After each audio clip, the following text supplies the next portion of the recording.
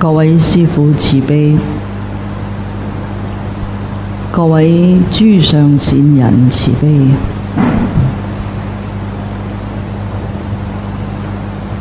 又到咗觀音菩薩聖誕之日，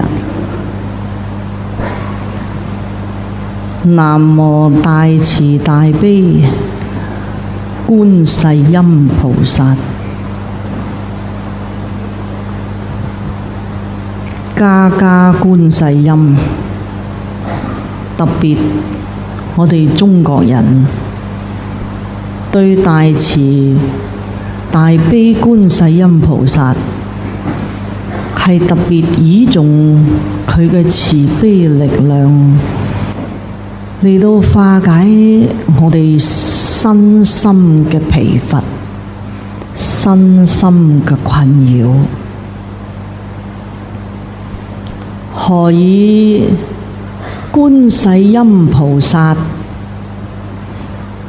咩叫觀呢？咩叫世音呢？能觀嘅菩薩係以般若嘅妙智為能觀，以大地盡虛空遍法界一切嘅境界而為所觀。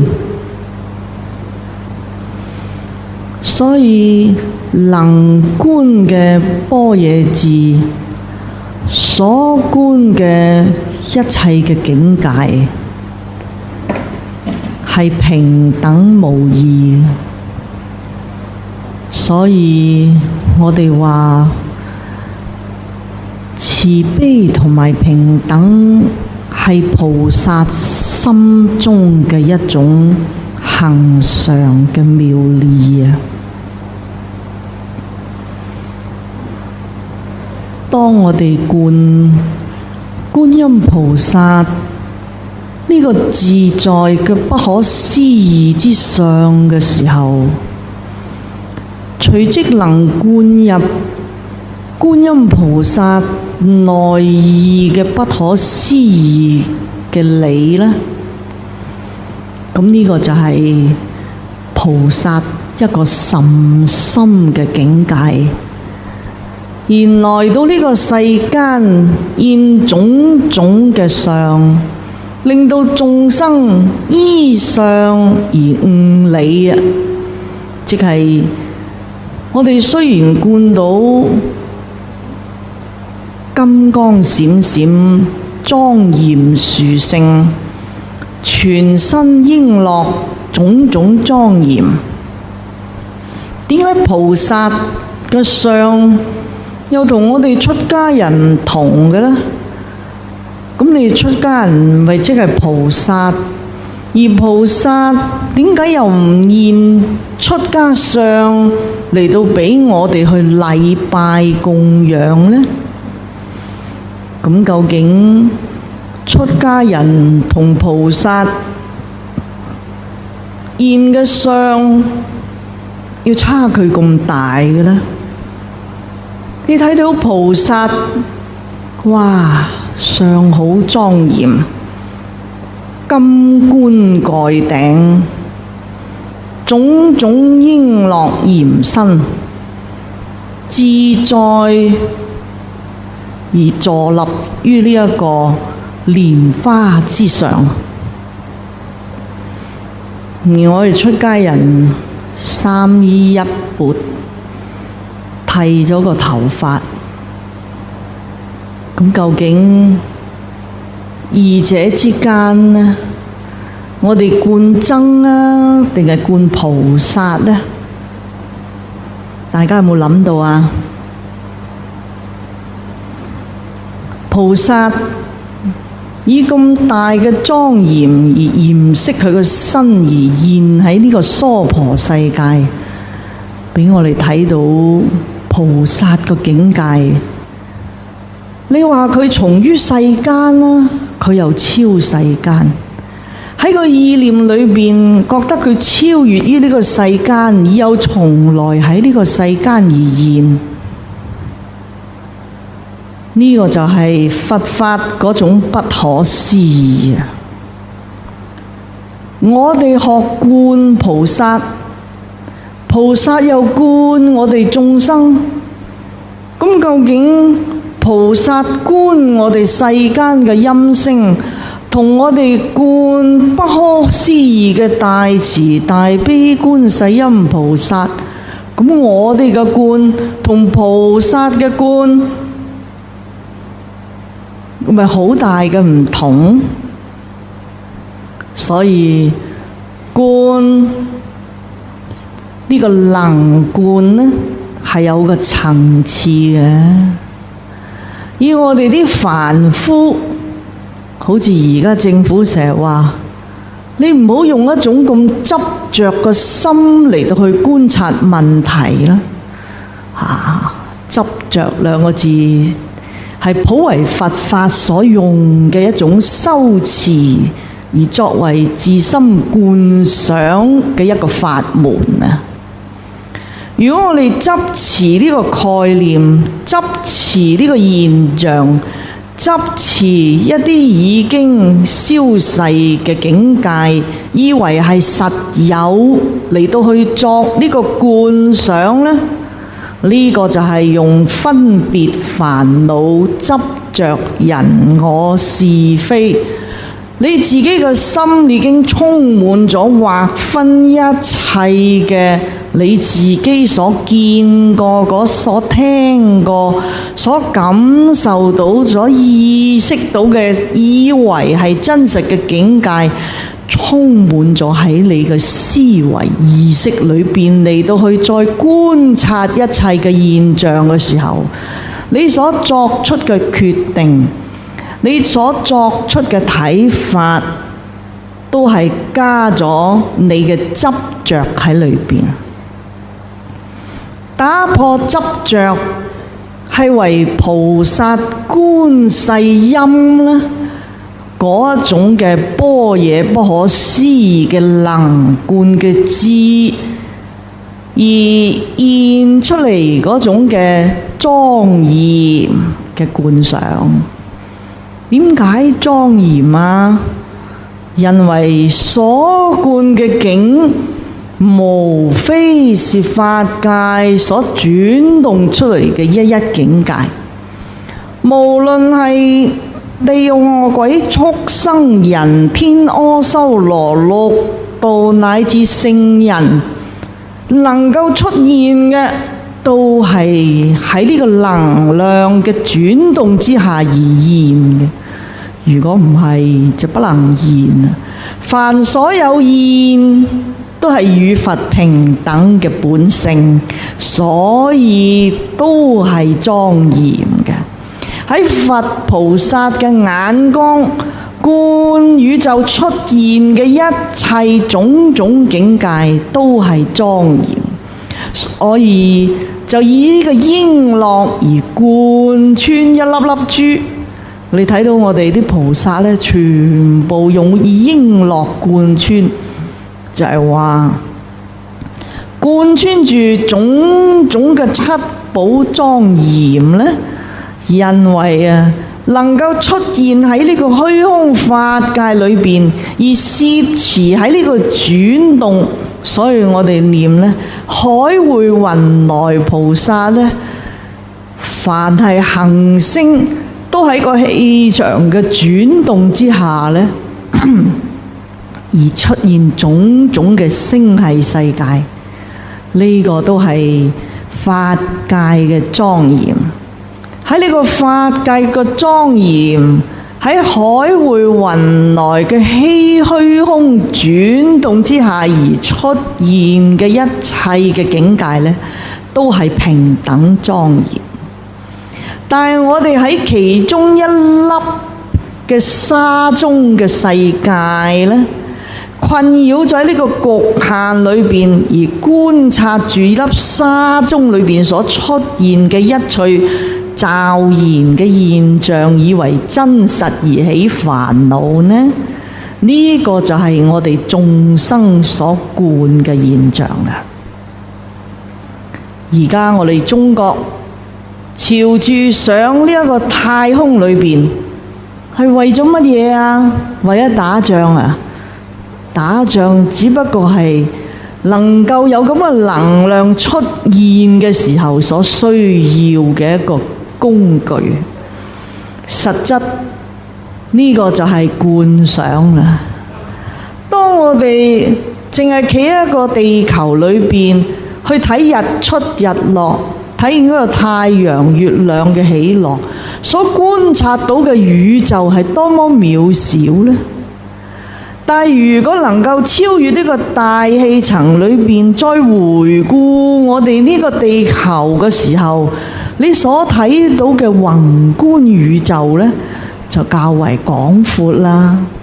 但係作為對更遍法界嘅更多嘅恒沙嘅恒河系嚟睇呢，你又不外乎好似喺個地下跳咗上張凳仔咁去睇返個地下啫。所以啊，層層嘅超越係人類喺呢個地球困咗呢個籠裏邊呢，而希望能夠超越睇清楚自己企位置嘅一種動力。作為一個強大嘅國家，作為一個有文明智慧嘅人類，當你個國家有咁嘅條件呢，尚且希望能夠超越呢個地球而重觀呢個地球，何況係大聖人大慈大悲嘅觀世音菩薩，佢係可以觀更多嘅恒沙世界嘅國土，盡虛空遍法界，對一界中所出現嘅種種境界呢，都能夠了然無礙啊，而不作分別，但係又平等而觀啊，因為佢睇到能夠出現嘅都係共同所享用嘅一種能量，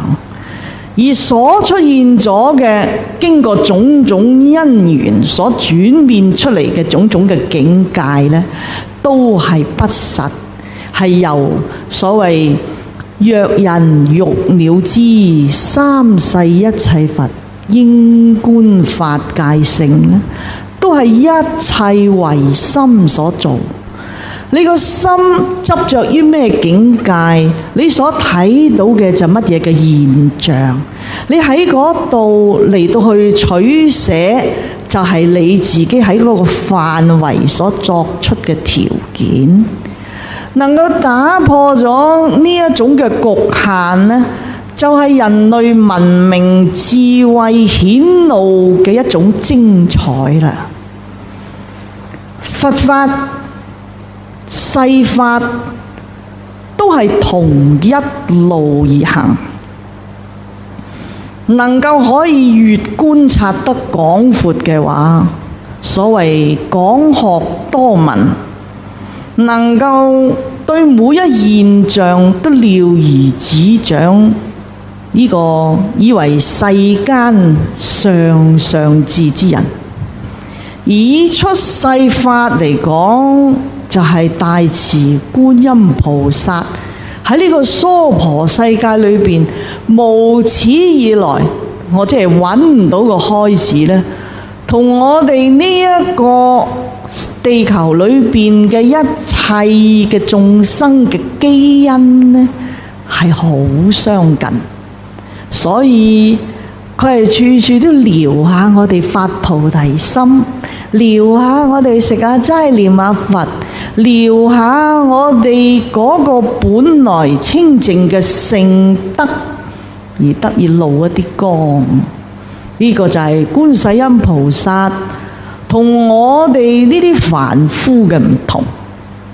咁你出家又點解呢？出家嘅層次呢，就係喺呢個地球裏邊芸眾生之中呢，有啲人係中意用一種唔同嘅生活、唔同嘅服飾、唔同嘅一種修行嘅方法，其中有一啲叫做出家僧啦，就係以世間執着嗰種嘅種種嘅凡塵世俗呢，去不以為恥作為佢一種生活嘅標準。咁佛陀就為我哋設咗一種方法呢，你可以同啲俗家人一齊生活、食飯、瞓覺、呼吸、觀察，但係你又可以唔使去飲啊，去應酬啊，去做種種啲凡塵俗事，隨你挑選，就多咗個選擇，就唔使隨俗。咁呢個就係出家人呢，稍為勝你哋在家人一籌。但係修行嘅修養、念經學佛，點樣嚟到去觀菩薩、觀十方諸佛嘅修持行為呢？又冇咩分別嘅。並不是你在家人差啲，我哋叻啲。如果我哋能夠喺你身中學習到嘅話呢，都未嘗唔係你係我哋嘅老師，喺個聖宗裏邊，喺個理宗裏邊，喺現象裏邊呢，我哋就稍為高一層。咁所以你哋呢就好中意頂禮俾我哋。咁我哋呢就着住佛陀嗰件衫呢，就受禮呢，個腳呢就有啲軟嘅嚇。酸酸地嘅，因為知道自己灌下自己個心呢，啲煩惱呢就未去得清楚，所以雖然係承擔如來個家業呢，我哋都有少少呢歉意。咁但係咪歉意呢？又唔係。我哋既然穿得如來家業嘅話呢，又不妨代佛受禮啊！咁你自己係咪受禮呢？咁我呢就喺觀入去菩薩嘅境界裏邊呢而受禮，所以就話觀音菩薩受禮。咁自己呢隻腳就即刻鬆返嚇。咁所以話呢啲係點嘅呢？係咪好嘅修行呢？謙卑呢？唔係，自己呢都係唔得平等。應該呢就當仁不讓啊，直下承當，即時以菩薩身而受禮。夠條件呢就睇下自己個心點呢。咁所以呢，在家出家呢，其實喺呢一個地球裏邊呢，就係生活嘅方法唔同。咁你要守好多戒嘅喎。如果你有呢個條件呢，譬如你入到去一個會入到去一個普通嘅會裏邊呢，佢都有好多規律嘅。咁你入到呢個會要守呢一個規律呢，呢啲都係好平常嘅事。所以以平常心呢，就一齊學人就學佛。但係菩薩所現嘅在家相出家相非在家非出家。而在家啲相有邊度有佛咁32相嗰種莊嚴呢？而出家相呢，佢又唔需要執着喺呢一種嘅形象裏邊，但係佢又可以現種種嘅莊嚴。呢個就係佢嘅智慧同埋福德所圓滿所現出嚟嘅莊嚴嘅相，而佢亦都足夠咁嘅能量去轉動宇宙嘅一切嘅凝聚啊！所以佢嘅莊嚴能夠凝聚建立一切嘅道場化界，令到眾生有所依附啊！咁呢個就係菩薩所現嘅莊嚴不可思議。當然佢個理仲有無量無邊啦。但係呢一個咁嘅問題都好似好淺，但又好似好深。咁今日呢，我啱啱行出嚟嘅時候呢，個腦裏邊若是無心便是道，無心都猶隔一重山。隨時心中一觀想，即刻諗下，我哋修呢個無心，點可以做到無心呢？咁樣就係好似話菩薩咁莊嚴，以在家上現，而我哋係以一個苦行僧現，大家同時喺呢個佛法所現。菩薩以無心而現一切莊嚴之上，而我哋呢就怕咁靚，所以就要剃頭出家，嚟到去以呢一個簡潔之身而現上。咁我哋係咪仍然喺個分別之中呢？咁能唔能夠去到嗰個無心呢？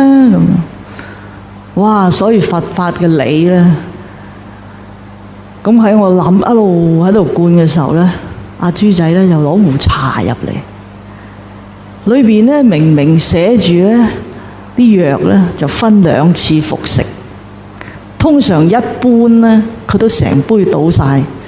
我又係無心呢，就一杯飲晒。後來喺地下執張紙睇一睇，分2次服用。我睇你俾我飲嘅時候，你係有心啊，定係無心呢？個無心你係俾藥我飲，有心你係睇清楚服2次服食。我喺呢度一收，你話無心啊，定係有心呢？原來個心音呢，歪歪地呢，你都可以收下紙罐。嗱，點樣歪法呢？你真係冇心啊！你真係無心啊！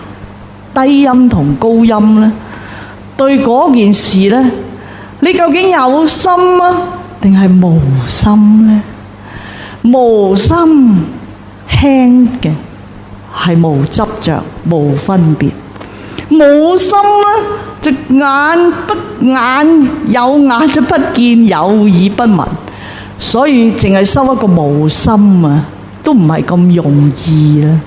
高音低音種種嘅觀想境界就唔同，所以我哋喺平常日用裏邊呢，我哋要觀察多啲，將佢呢用佛法嘅理嚟到去解釋。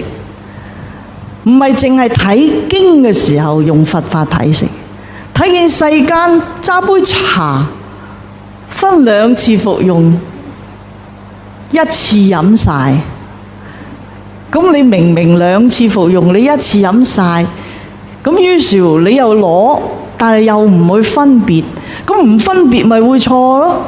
但係你分別啦，又好執着咯。嗱，借呢個故事呢，就唔係鬧阿豬仔，就啱呢個故事呢，令我體驗到呢，修行呢，爭啲多就過咗火，少啲多又唔夠用，所以呢，難10擔芝麻樹上攤啊，梗係跌晒啦。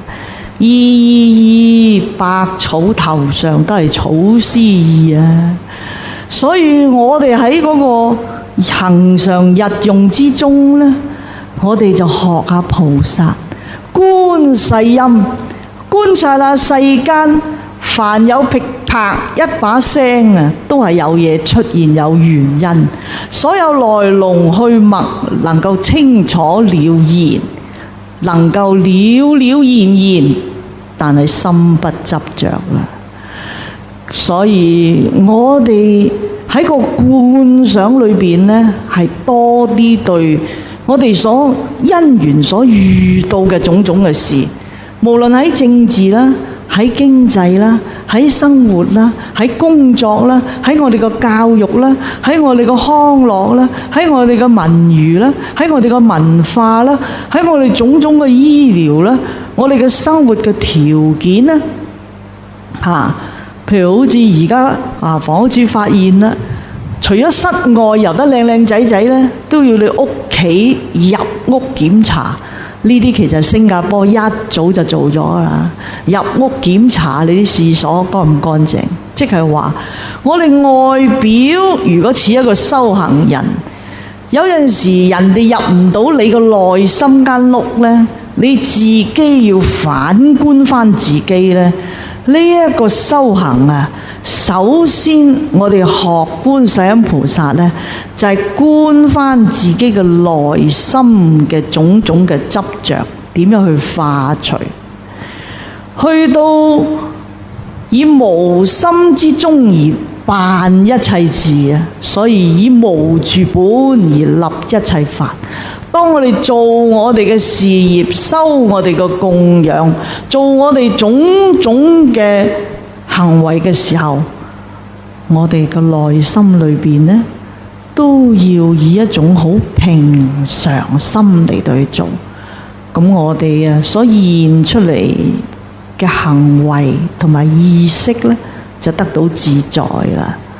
咁觀自在菩薩呢，當佢夠膽入去呢一個五濁惡世眾生剛強難調難服嘅呢個娑婆世界，嗰啲嘅貪嗔痴慢言污染極重嘅坑渠眾生，但又能夠同佢共事而不捨呢，就係大慈大悲觀世音菩薩嘅聖者，係作為我哋觀想菩薩嗰種清淨本然嘅自在嘅境界，而以莊嚴身而現喺呢個五濁惡世之中，嚟到去提攜我哋嘅眾生。